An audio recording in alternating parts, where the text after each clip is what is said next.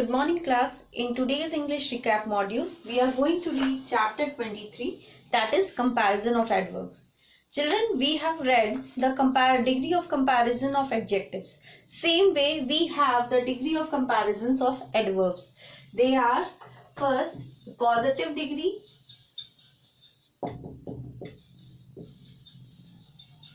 second comparative degree,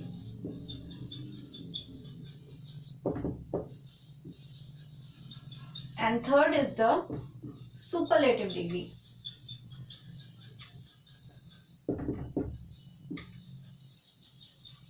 Positive degree we call it, we use when the adverbs are used in its simple form. Comparative degrees are used when we are comparing two actions or two qualities of anything. And superlative degree is used when we are comparing more than two actions or more than two qualities of something. It is similar to the adjectives, but here we are making the comparison of adverbs. Suppose if in the positive degree it is loud, then in the comparative degree it will be louder, and then we will use then with it. And in this, the superlative, it will be the loudest. You know, where you have read the comparative degree of adjectives, so with the comparative degree we use then, and in the superlative degree we use the before the superlative form of the adverbs or adjectives. Now, there are some adverbs which are having a single syllable in them. So, to make the comparison of those adverbs, we add er in the comparative form and est in the superlative form. Like for louder, we have used er in the comparative form and est in the superlative form. But there are some adverbs that end in ly, like you see happily. So these are the adverbs which is ending with ly. So here we don't add er or est. Here we add more happily and most happily. Okay children? And there are also some adverbs. So the exception to this rule, ly rule, it is the word early. Here we don't write more early and most early. It will be wrong. Here we write earlier and earliest. Now there are some other adverbs which do not follow any such rule. They have a different form in the comparative and the superlative form. They are well, badly, ill, little, much, far. So this is given in your book on page number 128, that table. Please learn it. That is very important because those adverbs do not follow any rules. They have their own comparative and the superlative forms. Okay children, so this is what is about in the comparison of adverbs. Now we are going to start a new topic, that is prepositions.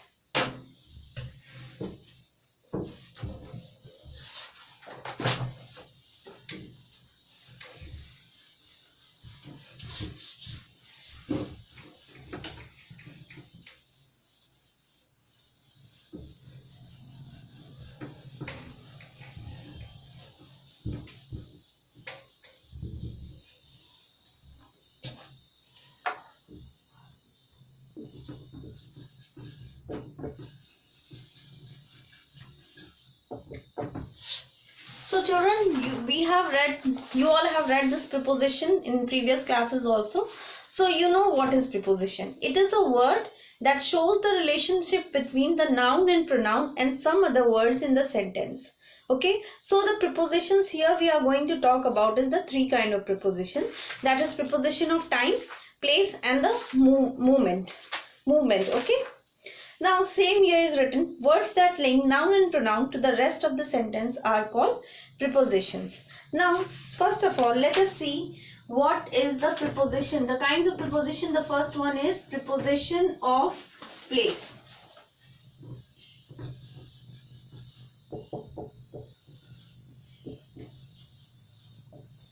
Suppose for example, if we say the apples are in the basket. So here we are telling the place where the apples are. So this preposition is indicating the place where the apples are kept. So this is what is the preposition of place means indicating the place where something is kept. Okay, so the definition of the preposition of place is prepositions that tell us the place or the position of something are prepositions of place. So prepositions like aboard, against, below, inside, on, in, so these are all telling us the place. So these are the prepositions of place. Now next comes the preposition of time.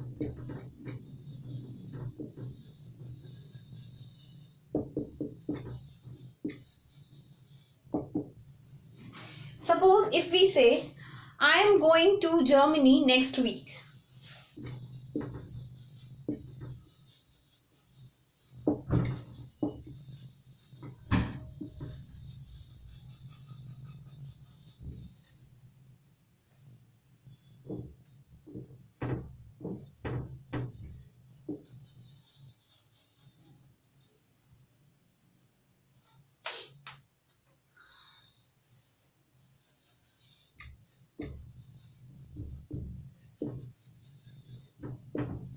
So this I am going to, so this is indicating the movement that you are going to where? Germany. So this indicates the preposition of movement. That is, the prepositions that shows the movement are called the prepositions of movement. That is, I am going to Germany next week.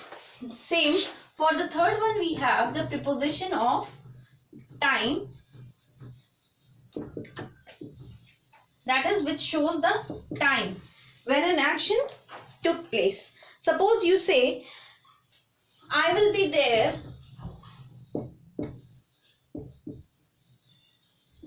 at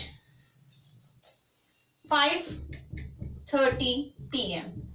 So this at shows the time, okay, when you will be there. Okay, so those prepositions that indicate when an action takes place, they are known as the prepositions of time. Okay, some other prepositions of time are, that is, between, and, after, from, to, for, before, past, since, by, until, or till. So these are the prepositions of time. Okay, now children, the exercise questions are already discussed in the class. So this is what we are going to read in the prepositions. Now next comes the topic conjunctions. So these chapters are very small chapters. So it is all covered in one recap module. Okay. So next we are going to read about the conjunctions.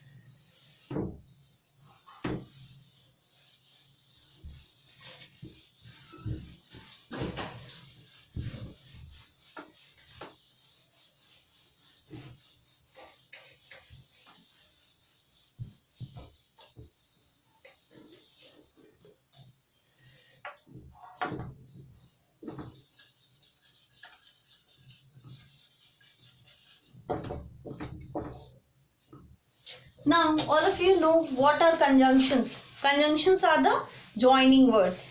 The words that join words, group of words, or sentences. So these are the conjunctions like and, but, or, when. So these are the conjunctions. So here there are some conjunctions which are always used in pairs. Like we have either or, no, neither nor,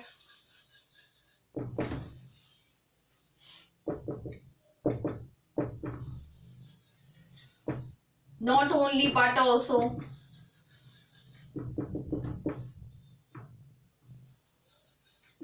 so these types of conjunctions are always used in pairs.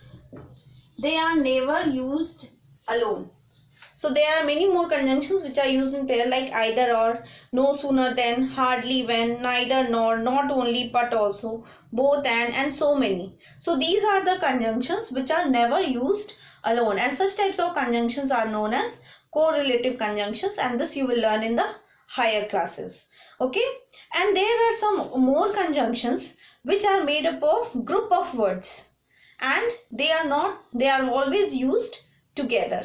Like you see, as if, so that, and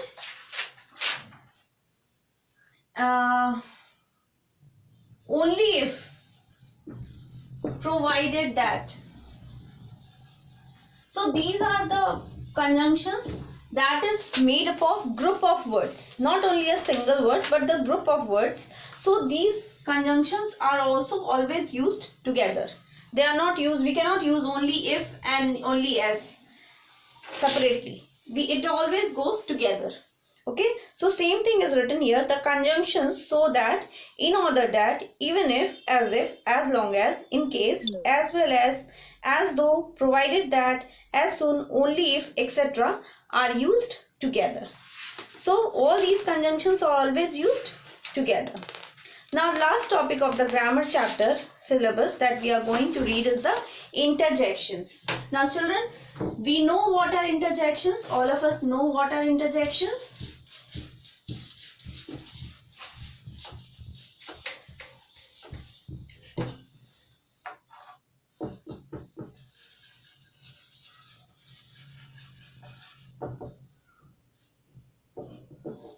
All of us know that those words which express some sudden feelings or emotions are known as the interjection, and these words don't have any grammatical relation with any other part of the sentence. Like we read the conjunctions, it joins one word to another word or group of words, and prepositions also we read, it shows a relation between noun and pronoun and some other words in the sentence.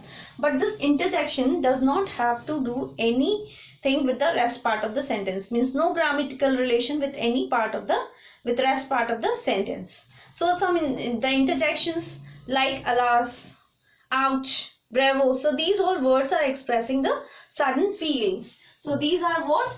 Interjections. Bravo, alas, ah, ouch. So these all are the interjections that is expressing the emotions or sudden feelings. So here in the table, some interjections are given with their emotions, what it expresses. So let us see there on page number 144. Yippee, hooray, bravo, wow. These expressions, these interjections express happiness or gladness. Oh, oh, alas, ah, ouch, expressing sadness or pain. Alas, oh dear, expressing grief or pity. Ah, hi, hello, oh dear me, well. So these all are expressing surprise or greeting. Hi, hi, how are you? Like this we say, no? So we are greeting. This shows the greeting. So this all is expressing the hesitation. If you are hesitating in doing something. Hey means calling attention. If you have to catch someone's attention, you address it by saying hey. You, yuck. So this all expressing disgust. So this is what is in the interjection. So children, we have covered the grammar syllabus. Now in the next recap module, we will be doing the literature. Please revise the topics that we did today. Thank you.